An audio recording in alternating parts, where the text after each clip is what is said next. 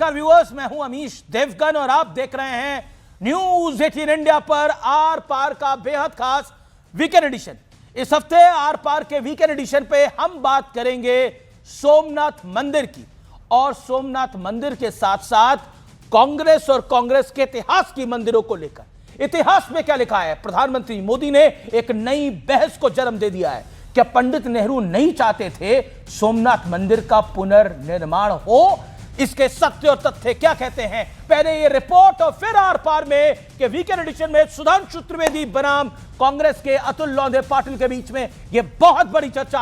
आज की चर्चा हिस्टोरिक है। पहले ये रिपोर्ट और फिर आर पार का मेगा वीकेंड एडिशन।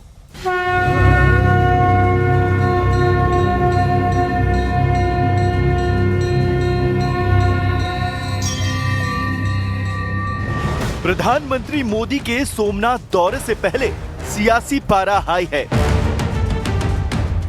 बीजेपी लगातार ये आरोप लगा रही है कि पंडित नेहरू के युग में सोमनाथ की आस्था का सम्मान नहीं हुआ। 1951 में सरदार पटेल के प्रयास से और जवाहरलाल नेहरू जी के पुरजोर विरोध के बावजूद प्रथम राष्ट्रपति डॉक्टर राजेंद्र प्रसाद जी की उपस्थिति में स्वप्न साकार हुआ था। सब एक बकवास की बात है। सरदार पटेल अगर होते, कुछ दिन और होते ना, तो आज नरेंद्र मोदी जी पैदा होते, ना बीजेपी पैदा होती। इस बीच एनएसए अजीत डोभाल ने देश की संस्कृति और विरासत को लेकर एक बड़ा बयान दिया है। हमारे गांव जले, हमारी सिविलाइजेशन को समाप्त किया गया, हमारे मंदिरों को लूटा गया और हम एक मूक दर्शक की तरह असहाय होकर इसको देखते रहे। ये इतिहास हमें एक चुनौती देता है कि ये उस भारत का आज हर युवक के अंदर वो आग होनी चाहिए। हमें अपने इतिहास का प्रतिशोध लेना है। हमने इस देश को फिर वहां पहुंचाना है जहां पर हम अपने हक, अपने विचार और अपनी आस्थाओं के आधार पर एक महान भारत का निर्माण कर सके। उधर कांग्रेस कह रही है कि देश के जरूरी मुद्दों से ध्यान भटकाने के लिए बीजेपी बेवजह इतिहास के पन्ने खंगाल रही है। हालांकि ये बात जग जाहिर है कि पूर्व प्रधानमंत्री पंडित नेहरू ने सोमनाथ मंदिर के पुनः नवनिर्माण और प्राण प्रतिष्ठा से दूरी बनाई थी। यहाँ तक कि उन्होंने तब के राष्ट्रपति डॉक्टर राजेंद्र प्रसाद को वहाँ जाने से रोकने का भरपूर प्रयास भी किया था। ऐसे में बड़ा सवाल ये है कि क्या सोमनाथ के इतिहास का चैप्टर कांग्रेस की वर्तमान सियासत पर भारी पड़ रहा है? आज इसी मुद्दे पर होगी देश की सबसे बड़ी बहस। Doctor Sudhanshu Trivedi joins me, BJP member of parliament और प्रवक्ता। मेरे साथ इस चर्चा में अतुल लौंडे पाटिल साहब हैं, सीनियर नेता प्रवक्ता कांग्रेस पार्टी के, उनका अभिनंदन है। मेरे साथ सुनील यादव हैं, आप प्रवक्ता समाजवादी पार्टी के। मेरे साथ इस चर्चा के अंदर राजकुमार राजन साहब है, प्रवक्ता राजद के, उनका अभिनंदन है। फैज खान है, मुस्लिम राष्ट्रीय मंच आरएसएस के, उनका स्वागत है। मैं अतुल पाटिल का पहले रुख करता हूं। अतुल पाटिल, क्या आपको लगता है कि कांग्रेस कह रही है ये डिवीजन टैक्टिक्स है, बीजेपी कह रही है हम कांग्रेस और पंडित नेहरू का इतिहास बता रहे हैं? नहीं, वो तो मुझे ऐसा लगता है कि पंडित नेहरू जी ने बहुत बड़ी गलती की। उन्होंने एम्स बनाए, आईआईटी बनाए, आईआईएम्स बनाए, डीआरडीओ बनाया, उन्होंने भेल बनाया, सेल बनाया, गेल बनाया, इंस्टीट्यूट ऑफ वायरोलॉजी बनाया, फिजिकल लेबोरेटरी बनाई, ललित कला एकेडमी बनाई, हीराकुंड बनाया, दामोदर डैम बनाया, भाकरानंगल बनाया। ये सब नहीं बनाते ना तो इनको बेचने को कुछ नहीं मिलता और ये झूठ परोस नहीं सकते थे। वो मंदिर ही बनाते ना तो झूठ परोस नहीं सकते थे। ये आज यही बेचकर जो है ना इनका कार्यकलाप चल रहा है, क्योंकि 11-15 साल का इनका राज हो गया है। 98 से लेके 2004 तक और अभी 14 से लेके 2026 तक इन्होंने एक भी इंस्टीट्यूट, एक भी चीज खड़ी नहीं की है। कोविड का सामना वही वायरोलॉजी इंस्टीट्यूट से हुआ है। ये भी सच्चाई जो है दुनिया के सामने है। अब मैं मुंशी जी का किताब पढ़ के बताता हूं, क्योंकि मुंशी जी प्रीकर्सर थे। मैंने आज बहुत ढूंढने की कोशिश की, जब फोन आया अनिल जी आपके चैनल से कि श्यामा प्रसाद मुखर्जी ने कितने पैसे दिए, तो रिजोल्यूशन तो कैबिनेट में तो पास हो गया था, लेकिन गांधी जी ने कहा था कि ये एक्टिविटी जो है मंदिर होना चाहिए, लेकिन मंदिर निजी हाथों से चंदे से होना चाहिए। तो मैं ढूंढ रहा था कहीं कुछ मिलता तो नहीं है कि श्यामा प्रसाद मुखर्जी ने कितने पैसे दिए उसमें, तो श्यामा प्रसाद मुखर्जी का कहीं भी जिक्र मुझे मिलता नहीं है।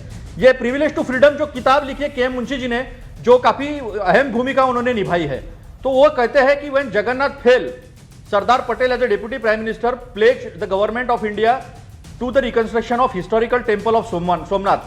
The cabinet, Jawaharlal Nehru presiding, decided to reconstruct the temple at government cost.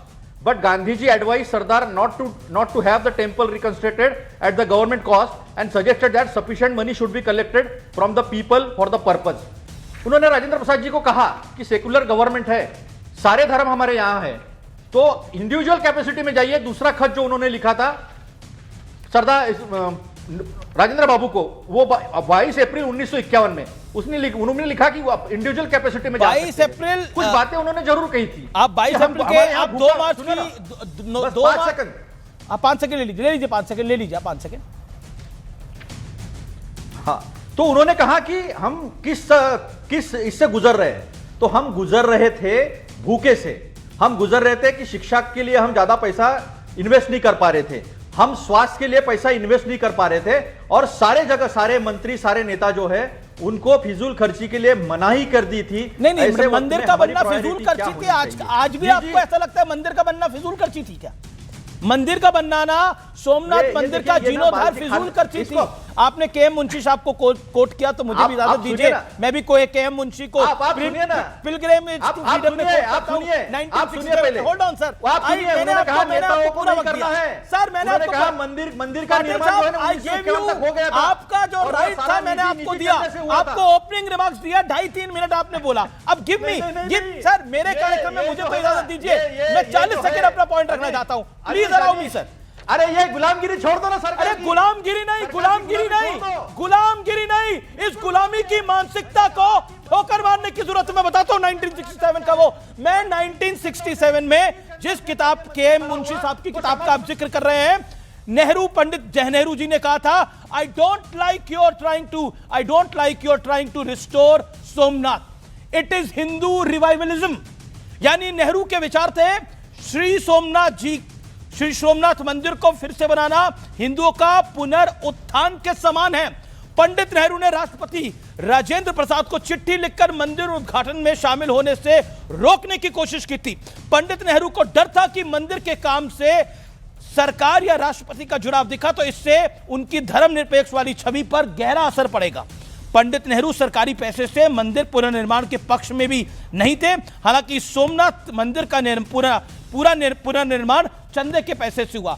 यानी उनको लगता था कि अगर सोमनाथ मंदिर बनेगा तो हिंदुओं का रिवाइवल होगा, it will be a revivalism of Hinduism, हिंदुओं का पुनरुत्थान होगा। ये वही किताब जो आप कोट कर रहे हैं के.एम. मुंशी की, उसी किताब में लिखा हुआ है। अब आप मुझे बताइए, मेरे पास और भी कई सारी किताबें हैं, twist with Ayodhya, Nehru a travel legacy, सारी किताबें हैं, मैं उनको भी कोट कर दूंगा। लेकिन क्या आपको लगता है फिजूल खर्ची था सोमनाथ मंदिर को बनाना? Today where you stand, answer it. Atul Londhe Patil 20 second and Sudhanshu Trivedi. सुनिए, आप ही शांति से सुनिए। नेहरू जी ने यह कहा था कि शिक्षा, स्वास्थ्य और जो भूखा पड़ा, अकाल पड़ा है, उसको हमने चुना, उसको चुनौती हमारे सामने है। हमने सारे नेताओं को कोई भी फिजूल खर्ची करने से मना कर दिया है। मंदिर जो है वो निजी कलेक्शन से होगा। मैंने सवाल पूछा, श्यामा प्रसाद मुखर्जी ने कितने पैसे दिए थे? अरे श्यामा पैसा नहीं दिया था, के.एम. मुंशी ने मंदिर खड़ा किया, कोई आरएसएस का आदमी उसमें नहीं था। मुंशी कह रहा था कि, अभी सुनिए, के.एम. मुंशी कह रहे थे कि पंडित नेहरू हिंदू के पुनरुत्थान मान रहे थे सोमनाथ मंदिर का जीर्णोद्धार, ये के.एम. मुंशी कह रहे थे। आप ही ने उनकी किताब को आगे कोट किया, मैंने तो कोट नहीं किया, उस किताब का पूरा वाक्य मैंने आपको पढ़ के बता दिया।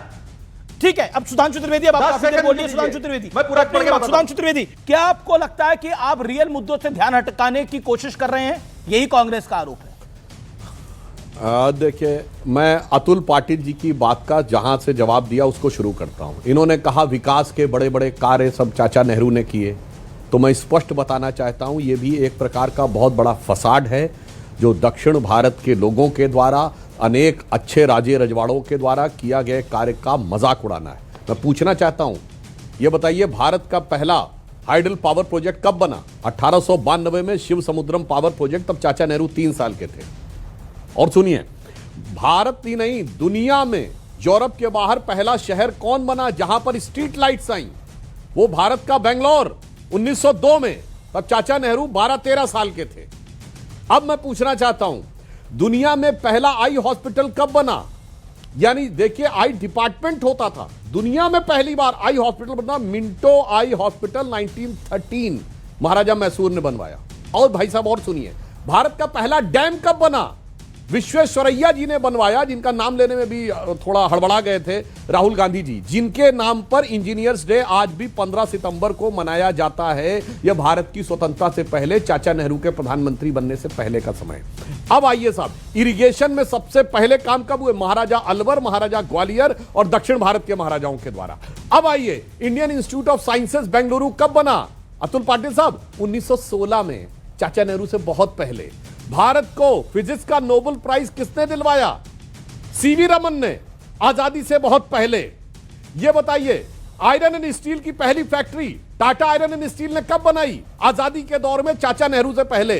भाई साहब बहुत बड़ा फैकेट किया है कि सब कुछ चाचा जी ने किया, सब कुछ चाचा जी ने किया। और मैं याद दिलाना चाहता हूं, भारत आजाद हुआ तो ब्रिटिश इंडिया से कहीं बेहतर, पूरे भारत में 10 या 11% थी उस समय रेट ऑफ लिटरेसी, पर पूरे भारत में सबसे ज्यादा जानते कहां थी? ट्रावनकोर में 47%। बाबा साहब अंबेडकर को पढ़ने के लिए बाहर किसने भेजा? महाराजा बड़ौदा ने। बाबा चाचा नेहरू, मोतीलाल नेहरू ने नहीं, जिन पे पैसा बरस रहा था, करोड़ों रुपए थे। और सुनिए अतुल जी, आपके राज्य का बताता हूं, अगर पहली बार पिछड़े समाज को आरक्षण दिया तो छत्रपति साहू जी महाराज ने दिया। भाई साहब वो चाचा नेहरू से बहुत पहले की बात थी। इसलिए मैं कहना चाहता हूं, यह सब भी जो एक बहुत बड़ा फैकेट क्रिएट किया गया है, भारत के विकास में अनेकानेक लोगों ने जो महान योगदान दिया है, अनेकानेक वैज्ञानिकों ने, इंजीनियरों ने, साइंटिस्टों ने, समाज सेवियों ने, राजों ने, उनके साथ मजाक नहीं करना चाहिए। अब जहां तक मैं आज की बात पे कहता हूं, तो सिर्फ एक बात और कोट। ओके, 10 सेकंड सुधांशु जी, देन अतुल पाटिल। सोमनाथ मंदिर से नहीं था, एक बस 10 सेकंड। 17 मार्च 1959 को ललित कला अकादमी में, और यह बात बलबीर पुंज ने भी अपनी किताब में कोट की है, 17 मार्च 1959 Lalit Kala Akademi selected words of Jawaharlal Nehru, खंड 47 में लिखा हुआ है कि वो ये कहते हैं कि मैं दक्षिण भारत के बड़े बड़े मंदिरों में जाता हूं तो मैं डिप्रेस्ड फील करता हूं। मैं समझ नहीं पाता हूं कि मेरी स्पिरिट डिप्रेशन को फील करने लगती है, मगर जब मैं ताजमहल के सामने खड़ा होता हूं तो आनंदित महसूस करता हूं। यह पर्याप्त दर्शाता है कि व्यक्ति की मानसिकता क्या थी। Okay okay. और आकाशवाणी यानी एआईआर के आर्काइव्स में 1959 में पंडित नेहरू ने दिल्ली के ललित कला अकादमी में जो भाषण दिया, some of the temples of the south however repel me in spite of their beauty, I just can't stand them, why they are oppressive. आगे की कहानी में आगे बताऊंगा। ओके, जवाब। हाँ, अभी सबसे बड़ी बात तो यह है कि श्यामा प्रसाद मुखर्जी ने सोमनाथ मंदिर के कंस्ट्रक्शन में कितना पैसा दिया था अपने निजी हिस्से, तो मुझे कहीं पर भी कुछ मिला नहीं, जीरो मिला। केएम मुंशी जी ने, सरदार वल्लभ भाई पटेल जी ने जो 1950 में चले गए थे, 1951 में उद्घाटन हुआ था, और उसके ऊपर कुछ पेपर्स कटिंग्स के पेपर के जो संक्षिप्त थे, वो संक्षिप्त भी मैंने निकाले आपको बताने के लिए। लेकिन श्यामा प्रसाद मुखर्जी ने कितने पैसे दिए ये पता नहीं है। जितने भी इन्होंने नाम गिनाए हैं, इसमें इनके विचार के लोग कहीं पर भी खड़े नहीं थे। आरएसएस का कोई भी आदमी जो है वो आया नहीं था। गांधी जी ने कहा था कि ये मंदिर का निर्माण जो है, वो पुनर्निर्माण, ये निजी हाथों से होगा। पंडित जवाहरलाल नेहरू जी ने कहा था कि निजी कैपेसिटी में सब जा सकते हैं 1923 में। जी, अब इनके विचार के लोग क्या थे? 1923 में इलाहाबाद के कुंभ में जाने से मना कर दिया, कुंभ मनाने से मना कर दिया था ब्रिटिश लोगों ने। तब आंदोलन नेहरू जी ने किया था, और पहली डुबकी जो है सबके खिलाफ जाकर, ब्रिटिशों के खिलाफ जाकर पहली डुबकी नेहरू जी ने ली थी, ये इनको पता नहीं है। अभी मैं कुछ पढ़ के दिखाता हूं, जब सौराष्ट्र के जो पेपर्स है, वो पेपर्स के वक्त क्या चला था। According to newspaper reports, the Saurashtra government has set aside ₹5 lakh for the Somnath installation ceremonies. This seems to me completely improper for the government to do, and I have written to that government accordingly. At any time, this would have been undesirable, but at the present juncture, when starvation stalks the land and every kind of national economy and austerity are preached by us, suno, this expenditure by the government appears to me almost shocking. We have stopped expenditure on education, on health, and many beneficiary services because with that we cannot afford it, and yet a state government can spend large sum of money. उन्होंने कहा कि हम लोगों ने हर तरह का जो है ऑस्टेरिटी मेजर लिया। और जहां तक आप पैसे की बात करते हो ना, सुनो सुधांशु त्रिवेदी जी, आपके सब लोगों के बड़े बड़े महल और बड़े बड़े बंगले बने 14 साल में, 5 साल की इसमें। नेहरू जी ने पूरी संपत्ति जो है अपनी दान कर दी है, और आज उसकी कीमत सुधांशु त्रिवेदी इसका जवाब, लेकिन बीजेपी का आरोप है कि नेहरू हिंदू मंदिरों के खिलाफ थे। बीजेपी का आरोप यह है, और इसीलिए मैंने केएम मुंशी की किताब को कोट करा, आकाशवाणी के आर्काइव्स को कोट करा। इसके अलावा इसके अलावा आरएनपी सिंह की किताब को कोट करा गया। Okay hold on, Sudhanshu Dwivedi your chance, Sudhanshu Dwivedi your chance, 40 second. Okay, time limit तो आप दोनों फॉलो करें, मेरी हम्बल रिक्वेस्ट है। सुधांशु जी 40 सेकंड। ये नहीं बताते आप। देखिए अतुल जी जोशो जुनून में बोल गए कि 1923 के कुंभ में, भाई साहब 1923 में तो आरएसएस था ही नहीं, 1925 में बना है, तो 1923 वाली चीज आप कहां से लेके आ गए बीच में? तुम्हारे विचार के लोग तो थे ना, बोला कि नेहरू जी ने तो करोड़ों की तो छोड़ के चले गए थे ना तब। बोलिए ना सर, आप अच्छा सुनिए ना, तो अब बात तो सुनिए, काहे परेशान बनने की तो प्रक्रिया में थे, और कहां थे? कहा कि जवाहरलाल नेहरू जी ने तो अपनी फिर बीच में बोलने लगे। भाई साहब हमारे हेडगेवार जी ने नागपुर में, आप ही के प्रांत में 1920 में कार्य समिति में प्रस्ताव लाया था पूर्ण स्वराज्य का, जिसे नहीं स्वीकार किया गया, उससे नाराज होकर वो अलग हो गए। आप बाद में आपने 1930 में स्वीकार किया और 30 में स्वीकार 26 जनवरी 1930, इसीलिए 26 जनवरी गणतंत्र दिवस मनाया जाता है। लाहौर कांग्रेस अधिवेशन रावी के तट के ऊपर, और सुनिए मेरे भाई, उसके बाद 4 मार्च 1931 को गांधी इरविन से पैक्ट हुआ गांधी का। उसके बाद 1947 तक 1942 के अपवाद को छोड़कर कोई आंदोलन नहीं हुआ 16 साल। मैं चैलेंज करके कहता हूं 4 मार्च 31 को गांधी इरविन पैक्ट के बाद विद एन एक्सेप्शन ऑफ 1942 17 साल में कोई आंदोलन बता दीजिए। खैर 10 सेकंड। अब मैं अगला प्रश्न कहता हूं, आपने कहा कि नेहरू जी ने तो करोड़ों के अपनी संपत्ति दान कर दी। मैं पूछना चाहता हूं, यह बताइए अंग्रेजों के जमाने में, अभी आपने खुद बोला हम भुखमरी के दौर में थे, हम इसमें थे, ये करोड़ों की संपत्ति अर्जित किससे कैसे की भाई? ये नेहरू जी के पिताजी मोतीलाल नेहरू को हजारों रुपए एक हियरिंग में खड़े होने का देता कौन था अतुल पाटिल जी, ये तो बताओ ना। प्रिवी काउंसिल में जाकर वो किसके केस लड़ते थे? अंग्रेज के ही तो केस लड़ते होंगे, उस भूखे गरीब किसान के तो केस नहीं लड़ते थे। और इसीलिए अंग्रेजों से दोस्ती, अंग्रेजों से पैसा, अंग्रेजों से संपत्ति, और इसीलिए अकबर इलाहाबादी ने लिखा था कौम के गम में खाते हैं डिनर हुक्काम के साथ, रंज लीडर को है बहुत मगर आराम के साथ। और पैसा फिजूल खर्ची या मंदिर को देना, मगर मदरसों को तो दिया था, मौलवियों को सैलरी दी, वक्फ बोर्ड को जमीनें लुटा दी। और तो और ये कहा कांग्रेस ने कि बाबरी मस्जिद दोबारा बनाएंगे, मुलायम सिंह ने भी कहा, नरसिम्हा राव ने भी कहा, यह ऑन रिकॉर्ड है। ओके सुधांशु जी 1 minute done Sudhanshu Dwivedi. Okay 1950 में 1950 के आसपास inside story of Sardar Patel, the diary of Maniben Patel, उसमें लिखा गया है कि बाबरी मस्जिद के नवीनीकरण का मुद्दा उठा था। पंडित नेहरू सरकारी पैसे से मस्जिद की मरम्मत या यूं कहें पुनर्निर्माण कराना चाहते थे। किताब का नाम है inside story of Sardar Vallabh भाई Patel, the diary of Maniben Patel. यह किताब में दावा किया गया है। जवाब, बाबरी मस्जिद बनवाना फिजूल खर्ची नहीं थी, लेकिन सोमनाथ का जीर्णोद्धार कराना फिजूल खर्ची थी कांग्रेस के अनुसार। एक तो पहली बात क्लियर कर दूं अनिश जी, जरा झूठ बोलना कम करो और गुलामी बंद करो। मैंने कहा था सारे मंत्रियों के फिजूल खर्चियों पर रकाब कसी थी, ये कहा मैंने, और निजी हाथों से खर्चा करना चाहिए, ये गांधी जी का कहना था कैबिनेट में, वरना ये पास हो गया था। दूसरी बात, एक बात बताइए ना, केएम मुंशी किसकी गुलामी कर रहे थे? सुनो ना, मणिबेन पटेल किसकी गुलामी कर रही थी? मुझे जवाब दीजिए ना, मैं आपसे पूछता हूं, ये लोग किसकी गुलामी कर रहे थे? जवाब दीजिए इस बात का। सुनो ना, कमाल की बात है, गुलामी की सोच वाली बाबरी मस्जिद तामील करवाना चाहते थे और हिंदुओं का जीर्णोद्धार ना हो जाए, आप सोमनाथ के खिलाफ थे। बकायदा चिट्ठी लिखी डॉक्टर राजेंद्र प्रसाद को कि मत जाओ। गुलामी की सोच जो विध्वंसकारियों के साथ है या विध्वंसकारियों के साथ नहीं है, इससे पर्सनल मत होइएगा। सुनिए ना, हमारा अगर सुनोगे नहीं और हमारे पे थोपने की कोशिश करोगे, मैं आपको भरपूर बोलने का मौका दे रहा हूं पाटिल जी। सुनिए, नहीं, आप अपनी लगाते हो, हमारी सुनते नहीं हो, इसलिए मैंने कहा शांति से सुनो शांति से, अनइंटरप्टली, जैसे सुधांशु को सुना। उन्होंने वकालत की, तब वो स्वाधीनता संग्राम में नहीं थे, स्वाधीनता संग्राम में आए ना तो सूट बूट से, टाई से हमारे गांधी जो है ना धोती पर आ गए और ये कुर्ते पर आ गए। एक पेरिस नाम की लॉन्ड्री थी उनके घर के सामने, वहां से आते थे, तो इन्होंने उसकी भी जो है झूठ फैलाया था कि पेरिस से आते हैं, वहीं से आते थे, और उन्होंने सब कुछ छोड़ दिया, सब कुछ अपनी संपत्ति जो है वो दान कर दी, और सब कुछ कांग्रेस के इसमें आंदोलन में हुआ। जब देश में पहला संविधान लागू होना था तब बार लग गया था, अप्सरा, ध्रुव, सारी अनुभट्टियां भी चालू हो गई थी, सब कुछ किया था जो आज बेच रहे।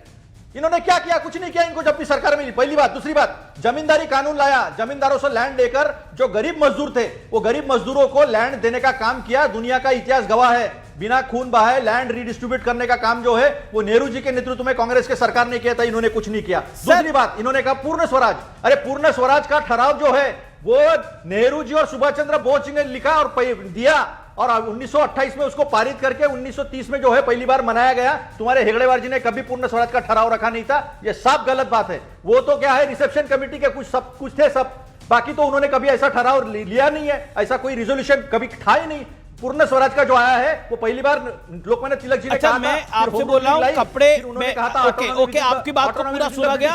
Okay, Atul Patil with all due respect, आपकी बात को पूरा सुना गया। उनके कपड़े ड्राई क्लीन होते थे, मेरा विषय वो नहीं है। मैं ये नहीं कह रहा पंडित नेहरू की लीगेसी बड़ी है, पंडित नेहरू ने कुल बहुत अच्छे काम भी करे हैं, लेकिन यहाँ स्पेसिफिक विषय में बात हो रही है, सोमनाथ मंदिर के विषय में बात हो रही है, यहाँ हिंदुओं के विषय में बात हो रही है। कुछ नहीं हुआ तो मुझे एक बात बताओ, आरएसएस ने 1925 से 1947 तक कौन सा आंदोलन किया?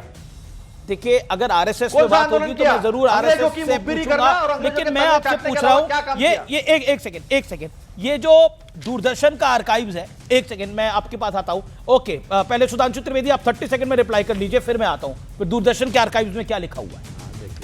भाई साहब, अतुल माफ करिए, एआईआर ऑल इंडिया रेडियो के आर्काइव्स में क्या कौन झूठ बोल रहा है? अब कौन झूठ बोल रहा है, कौन सच बोल रहा है? हम कपड़े भी नहीं हमारे ड्राई क्लीन होते थे, आप क्या बात कर रहे हैं सुधांशु जी? फिजूल खर्ची क्या होती है सर? आपने बात मुझे एक बात बताइए, 1925 से लेके 1947 तक। Okay, you made your Atul भाई शांति, अतुल जी शांति। अब सुधांशु जी को सुन लीजिए ना।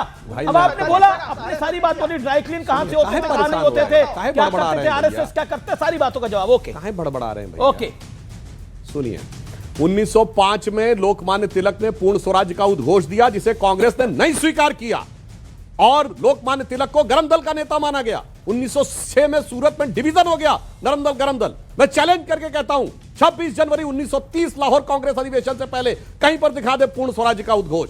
इसीलिए मैंने कहा भाई, अपना आंदोलन तो बता ना पाए। अच्छा, हमारी स्थिति क्या थी 1931 तक? तो हम 1940 तक नागपुर के बाहर केवल उंगलियों पर गिनने लायक शाखाएं थी। और अतुल पाटिल साहब, और गौर से सुन लीजिए, हम 1925 में बने और आप कह रहे हैं 1947 तक 22 साल में कितना आंदोलन किया? आप 1885 में बने, 1907 तक कितना आंदोलन किया 22 साल में? चैलेंज करके कह रहा हूं, बता के जाइए। आप तो अंग्रेज अफसरों के नीचे बैठे हुए थे। ह्यूम, एलन ऑक्टेवियम ह्यूम ने आपकी विलियम बैडनबर्न, जॉर्ज यूल, अल्फ्रेड रोब जैसे लोग आपके अध्यक्ष थे।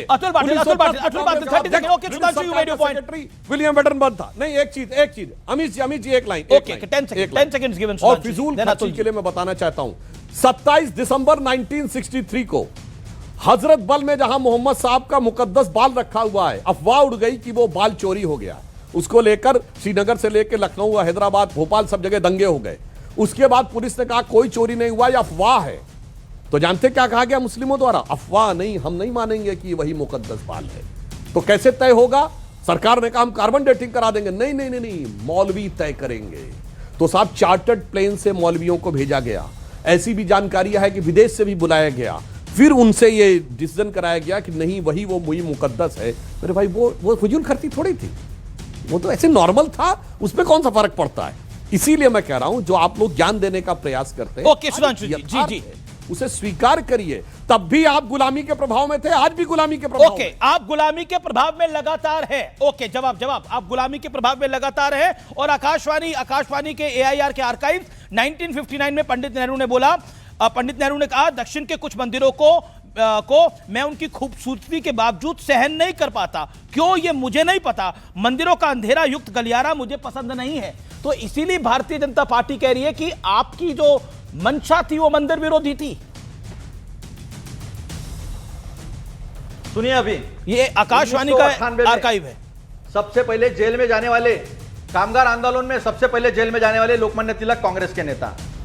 1905 में बंगाल के विभाजन का आंदोलन करने वाले कांग्रेस। 1908 में अंग्रेजों के खिलाफ झंडा बुलंद करने वाले लोकमान्य तिलक 6 साल के लिए मंडाले के जेल में गए, कांग्रेस। 1905 में उन्होंने कहा था कि Swaraj is my birthright and I shall have it. 1916 में, तब तक गांधी, नेहरू कोई नहीं था, ना राजेंद्र प्रसाद थे, ना वल्लभ भाई पटेल थे। और तब 1916 में होम रूल लीग मूवमेंट शुरू की।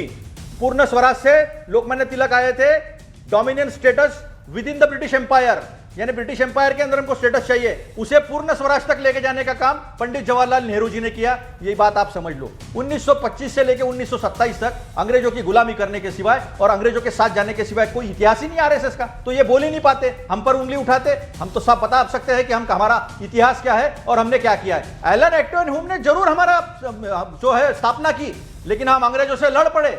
और इन्होंने क्या किया, हमारे इंडियन लोगों ने, हेगड़ेवार जी ने स्थापना की, लेकिन ब्रिटिशों की गुलामगिरी की, लेकिन ब्रिटिशों के तलवे चाट के मुखबिरी की है। 1942 के आंदोलन के लोगों को जो है जेल में भेजा। 1942 से लेकर 1945 तक सारे कांग्रेस के नेता जेल में थे, एक भी आरएसएस का नेता जेल में क्यों नहीं था? ऐसे कई सवाल जो आरएसएस पे खड़े होते हैं और फिर झूठा इतिहास मढ़ने की कोशिश होती है। आज जो ये बेच रहे ना, okay you made your point okay मेरे को एक सेकंड सुधांशु त्रिवेदी का योगदान नहीं था सोमनाथ के मंदिर में, बाकी सब लोगों का योगदान था। और सुधांशु जी बता नहीं पा रहे कि श्यामा प्रसाद मुखर्जी ने कितने पैसे दिए थे, कितना योगदान दिया था। ओके सोमनाथ के फैज खान एक सेकंड सुधांशु त्रिवेदी रुक जाइए, मेरे को बाकी लोग भी है, फैज खान भी है, सुनील यादव जी भी है। ओके फैज खान। अस्सलाम वालेकुम रहमतुल्लाहि व बरकातहू। भारत माता की जय, वंदे मातरम। देखिए, George Yule, William Wedderburn, Allan Octavian Hume से लेकर सोनिया गांधी तक चलने वाली कांग्रेस को यह नहीं पता है कि भारत में दान की परंपरा क्या है, इसलिए वो बार बार ये पूछ रहे हैं कि श्यामा प्रसाद मुखर्जी ने कितने पैसे दिए थे। भारत के राम भक्त कवि रहीम ने कहा, देनहार कोई और है, भेजत जो दिन रैन, लोग भरम मुझ पे करें, याते नीचे नैन। यानी कि यहां पर दान की परंपरा छुपा कर देने की है, दिखा कर देने की नहीं है। अब किसने कितना दिया वो सब छुपा कर दिया, वो दिखावा नहीं करते। लेकिन हाँ, खेल में कभी कोई उन्होंने स्थान नहीं पाया, ना हॉकी पकड़ी ना बल्ला पकड़ा, लेकिन राजीव गांधी खेल रत्न पुरस्कार बन गया। जिस सड़क निर्माण में क्या योगदान दिया, देश के इंफ्रास्ट्रक्चर में क्या योगदान दिया, लेकिन राजीव गांधी और इंदिरा गांधी का चौराहा बन गया। आज भी सारे देश में नेहरू स्टेडियम है, गांधी स्टेडियम है, जिनका क्या योगदान है, कोई योगदान। यानी नाम बड़ा बड़ा रखेंगे, काम कुछ नहीं करेंगे। योगदान पूरा दिया श्यामा प्रसाद मुखर्जी ने, नाम नहीं दिया। यह परंपरा आप समझिए, चाहे वेद हो चाहे पुराण हो, सारे मंत्र लिखे गए, किसी ने अपना नाम नहीं दिया, तो नाम छुपा कर रखने की परंपरा है। एक बात समझ लीजिए। अब दूसरी बात है, समझिए, कांग्रेस की परंपरा लगातार रही है। 22 जनवरी 2024 को जब राम मंदिर की प्राण प्रतिष्ठा हुई, सोनिया गांधी भी नहीं गई, राहुल गांधी भी नहीं गए, मल्लिकार्जुन खड़गे भी नहीं गए। यह वही परंपरा है पंडित जवाहरलाल नेहरू की कि खुद तो सोमनाथ मंदिर के उद्घाटन में नहीं गए और राजेंद्र प्रसाद जी को भी जाने से रोकते रहे। और बिल्कुल सुधांशु भैया ने सही बात कही, सब कुछ किया पंडित जवाहरलाल नेहरू ने। तो ये बताओ भैया, तक्षशिला विश्वविद्यालय कब बना, विक्रमशिला विश्वविद्यालय कब बना, नालंदा विश्वविद्यालय कब बना, पाई का मान आर्यभट्ट ने, गणित भैया गणित, चतुराधिकम शतमश गुणम द्वादश शिष्टता सहस्त्राणाम अयुद्वय सुविष्कंभ से आसन्नो वृत्त परिणाम। ये पाई का मान सबसे पहले 62,832 बटे 20,000 बराबर 3.1416 ये पाई का मान देने वाले आर्यभट्ट थे। तब पंडित जवाहरलाल नेहरू ने कोई आईआईटी और आईआईएम नहीं खोला था। फिर बता रहा हूं, चाहे वो मीनाक्षी मंदिर हो, सुश्रुत संहिता हो, चाहे दूसरे भारतीय ग्रंथ हो, ये सारे ग्रंथ भारतीय संस्कृति के लोगों के द्वारा लिखे गए हैं। पंडित जवाहरलाल नेहरू के ही आने से सब कुछ हुआ, ऐसा कुछ भी नहीं है। ओके अतुल पाटिल, मैं सुनील यादव आपके पास आता हूं। अतुल पाटिल, क्योंकि कांग्रेस पर काफी सारी बातें गई है। डॉक्टर राजेंद्र प्रसाद को चिट्ठी जो पंडित नेहरू ने लिखी नई दिल्ली से 2 मार्च 1951 को, उसमें निवेदन किया गया कि आप मत जाइए। क्या आपको लगता नहीं है कि वो आज के काल में भी कहीं ना कहीं सवालों के घेरे में है? क्यों लिखा गया कि मत जाइए आप? देखिए अमीश भाई, मैं आपका धन्यवाद व्यक्त करूंगा, और ये आपकी काबिलियत है कि पिछले 25 मिनट से कांग्रेस और भाजपा का आप झगड़ा करा रहे हैं, और उस कांग्रेस का जिसका आजादी के आंदोलन में बड़ा योगदान है, और उस भाजपा का जिसका आजादी के आंदोलन में 0/सन्नाटा योगदान है। देखिए, इतिहास कभी छिपाया नहीं जा सकता। जो चीजें लिखी हैं वो आज सामने आ रही हैं। जहां तक सवाल सोमनाथ मंदिर का है, उसमें कांग्रेस मदद करे या बीजेपी करे या ना करें ये लोग, या कोई ना करे, तो उसका अस्तित्व नहीं कमजोर होने जा रहा है। अभी मैं बीजेपी के प्रवक्ता को सुन रहा था, उन्होंने राजा महाराजाओं के सबके काम गिना दिए, नेहरू जी से पहले के, लेकिन 11 साल के मोदी चाचा के नाम नहीं गिनाए, काम नहीं गिनाए। नेहरू चाचा को तो बता दिया देखिए सवाल ये नहीं, आपने भी एक बात कही कि भाई कांग्रेस पर, मैं कांग्रेस का पक्ष नहीं ले रहा हूं, लेकिन जो तथ्य हैं, आपने कहा कि भाई किताबों में लिखा है कि कांग्रेस हिंदू विरोधी थी। नहीं, मैंने ये नहीं बोला। मैंने कुछ आर्काइव्स को कोट किया, मैंने ये नहीं बोला। मैंने बताया ट्रिस्ट विद अयोध्या में क्या लिखा है, मैंने बताया के मुंशी की किताब में क्या लिखा है, मैंने बताया मणिबेन पटेल की किताब में क्या लिखा है, मैंने RNP सिंह की नेहरू ट्रेवल लीगेसी की बात कही, बात बताई। मैं सुन रहा था आपने कहा कि कांग्रेस हिंदुओं को हीन भावना से देखती थी। हम मान लेते हैं आपकी बात, जिसका आप पक्ष ले रहे हैं या जो एजेंडा चल रहा है, आरएसएस और बीजेपी ये आजादी की लड़ाई को हीन भावना से देखते थे, ये क्रांतिकारियों को हीन भावना से देखते थे, ये आजादी के बाद संविधान को हीन भावना से देखते थे, ये तिरंगे को हीन भावना से देखते थे। आज भी ये पिछड़ों को हीन भावना से देखते हैं, दलितों को हीन भावना से देखते हैं, आरक्षण को हीन भावना से देखते हैं। बीजेपी के तो बहुत विद्वान प्रवक्ता बैठे, मैं भी इनको एक दिन सुन रहा था एक चैनल पर, इन्होंने कहा भाई गाय माता ये हैं, इनको नहीं खाया जा सकता, ये दूसरी गाय मौसी हैं, इनको खाया जा सकता है।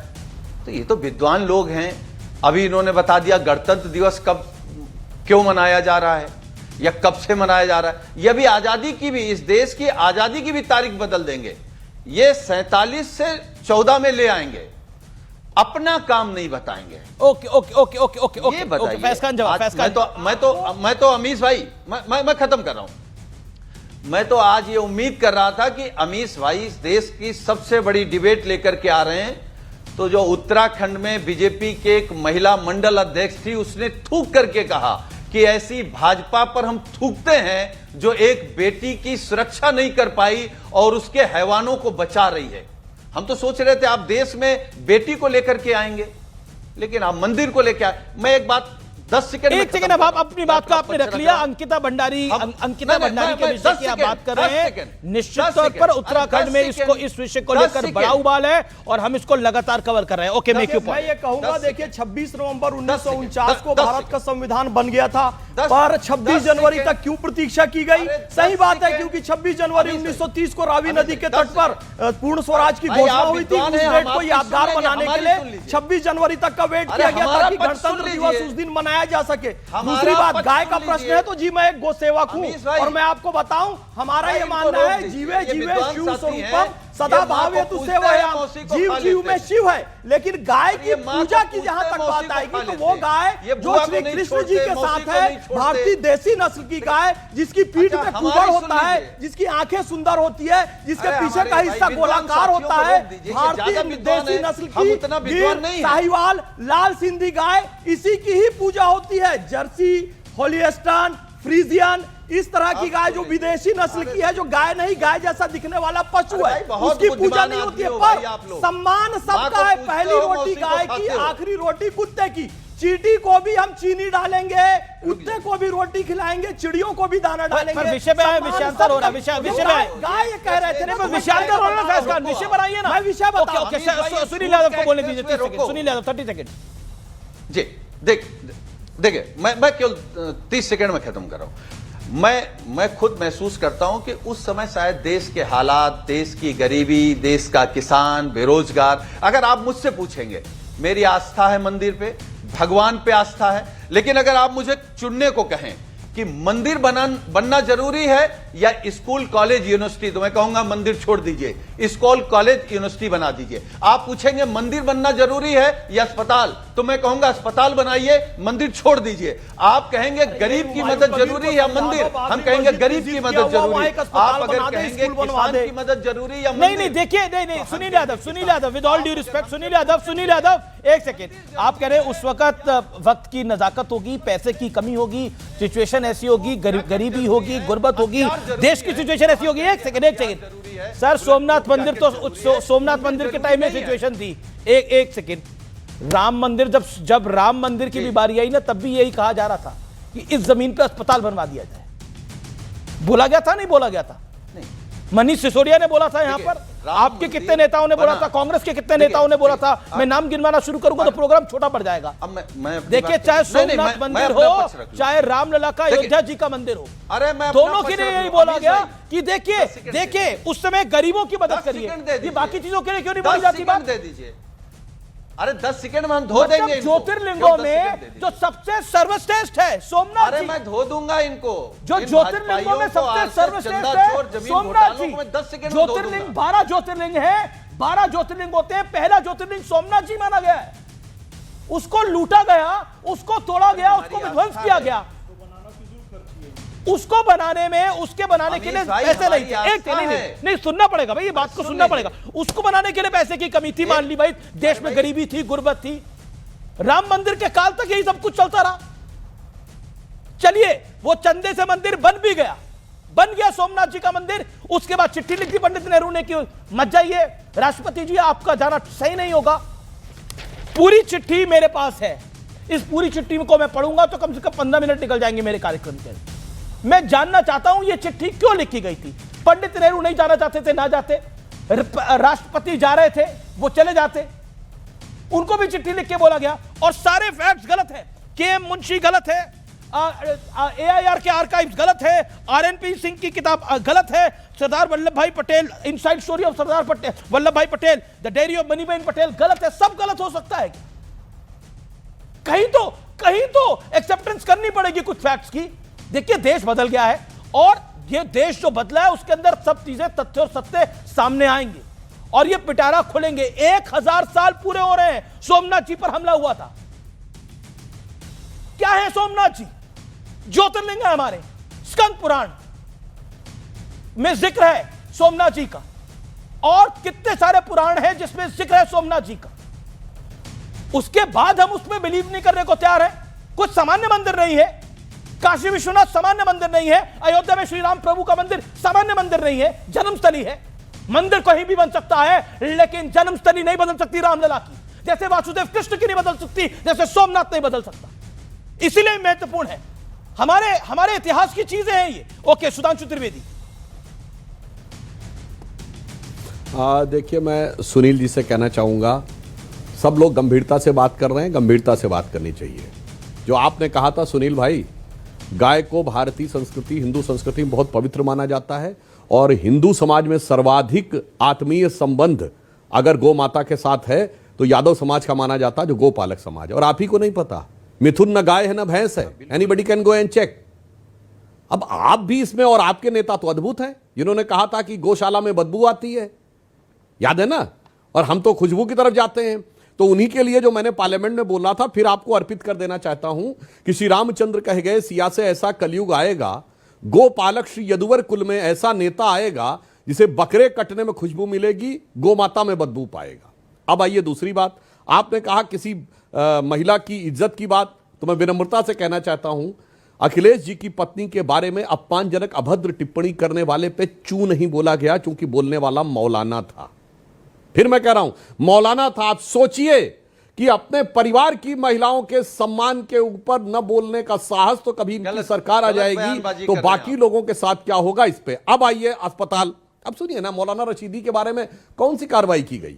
कोई उनके खिलाफ कुछ किया गया क्या? नेशनल वुमेन कमीशन में जाकर शिकायत की गई? खैर, अब मैं आता हूं। इन्होंने कहा कि मंदिर की जगह अस्पताल बनना चाहिए। सुनील भाई, आपने बहुत अच्छा बोला। ये जो बाबरी मस्जिद बना रहे हैं ना मुर्शिदाबाद में, उनसे कहिए अस्पताल बनाओ।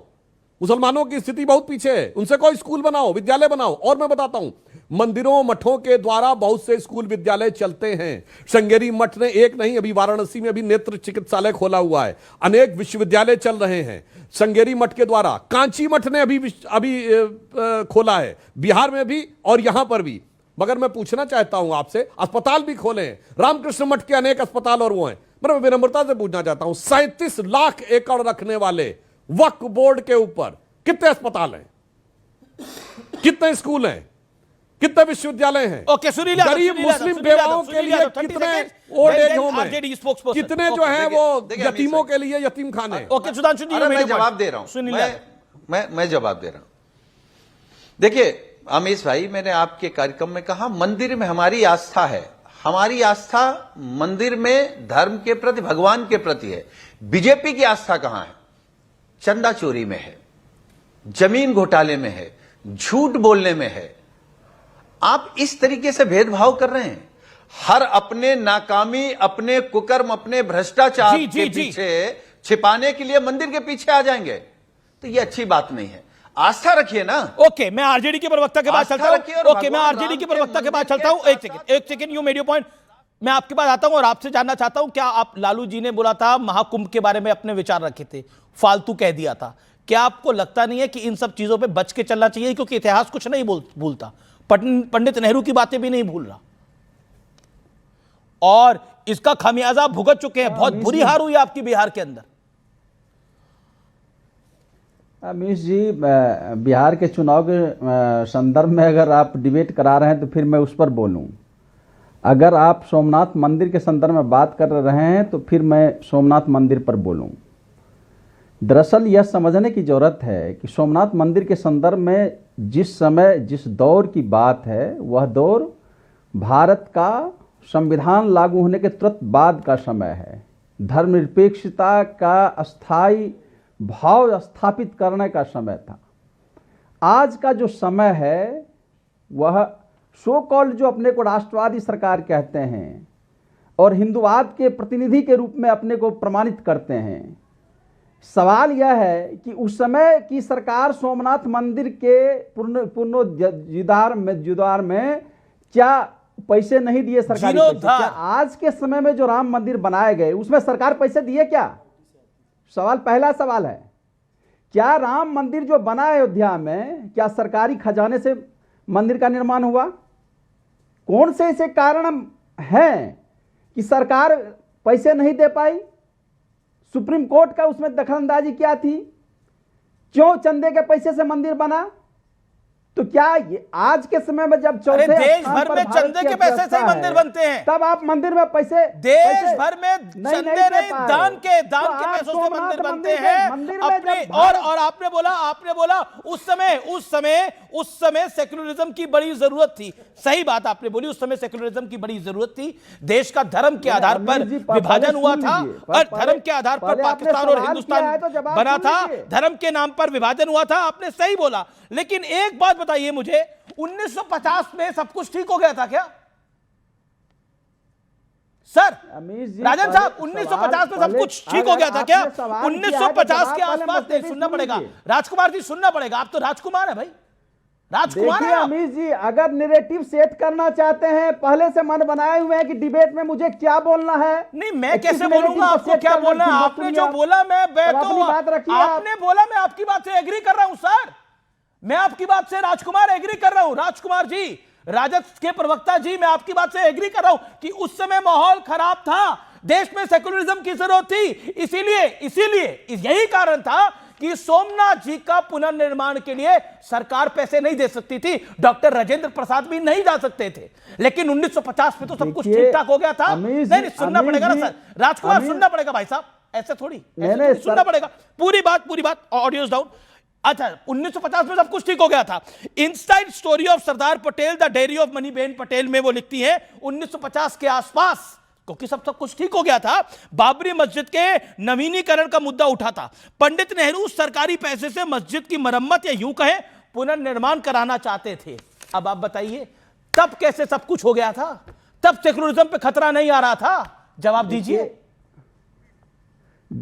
20 जुलाई 1950 को पंडित नेहरू ने जो एम मुंशी को पत्र लिखा हुआ पत्र मेरे पास है, उसके 2 वाक्य को समझ लीजिए। जो नैरेटिव आप चलाना चाहते हैं उस नैरेटिव खारिज हो जाएगा। वह नेहरू ने क्या लिखा है? नेहरू ने लिखा है, सरकार के तौर पर हम किसी धर्म स्थल के निर्माण का काम नहीं कर सकते। अगर हम एक बार ऐसा करते हैं तो हमसे अलग अलग धर्मों के लिए ऐसा ही करने की मांग की जाएगी। Okay, Sudhanshu Trivedi reply to this. Sudhanshu Trivedi, audio's down. Sudhanshu Trivedi, 30 second sharp reply to this. Sudhanshu ji. देखिए, राजकुमार जी को मैं करेक्ट कर दूं, उस समय सेकुलर जैसा कोई शब्द भारत के संविधान में नहीं था, और संविधान सभा की बहस में कोई जाके चेक कर ले, जब सेकुलर वाला विषय आया तो इसको प्रस्तावित करने वाले मिस्टर केटी शाह थे, और उसके बाद उसमें पार्टिसिपेट करने वाले लोकनाथ मिश्रा, एच.एन. मुखर्जी और जवाहरलाल नेहरू, बाबा साहब अंबेडकर ने उसको रिजेक्ट किया। उसका कारण यह था, उन्होंने कहा कि माइनॉरिटी और सेकुलर दोनों वर्ड एक साथ नहीं हो सकते। नेहरू जी का बहुत आग्रह कि माइनॉरिटी होना चाहिए, इसलिए सेकुलर नहीं होगा। और मैं चैलेंज करके कहता हूं, दुनिया में एक सेकुलर देश बताइए जहां रिलीजियस माइनॉरिटी होती हो। रिलीजियस माइनॉरिटी सिर्फ रिलीजियस कंट्री के अंदर होती है। दुनिया में एक देश बताइए सेकुलर जहां शरिया हो, ट्रिपल तलाक हो, मेहरम हो, हलाला हो, हज सब्सिडी हो, वक्फ बोर्ड हो, प्लेसेस ऑफ वर्शिप एक्ट हो। और राजन साहब, आपके तो नेता तेजस्वी यादव जी इमारते शरिया के कार्यक्रम में गए थे पटना में। जिसमें कि एक नेता ने एलानिया बोला मीडिया में कि मेरे लिए शरिया संविधान से ऊपर है, और आप सब लोग चुप बैठे रहे।